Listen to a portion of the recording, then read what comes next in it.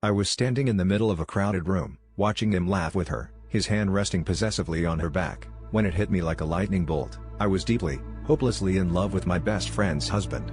The revelation was as shocking to me as it was unwanted, but as I observed their perfect facade, the cracks started to show.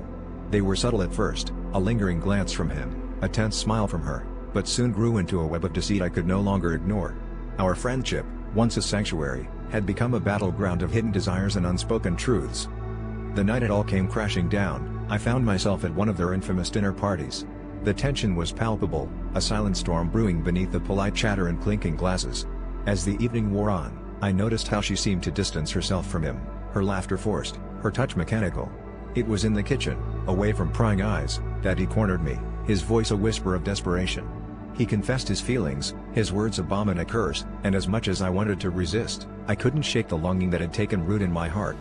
The affair that followed was a whirlwind of stolen moments and quiet betrayals, each encounter more intoxicating than the last. But the real shock came one rainy afternoon, when she showed up at my door, her eyes gleaming with a mixture of triumph and resignation.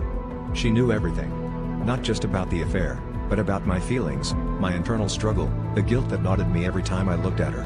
Her revelation was a punch to the gut. It had all been orchestrated, a twisted game of chess she had set in motion long before I had even realized my own emotions.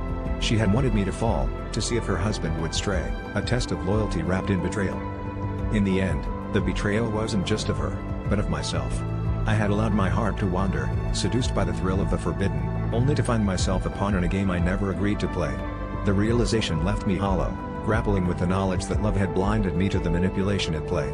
As I watched her walk away, a part of me shattered, leaving behind the remnants of a friendship and a love that was never mine to begin with.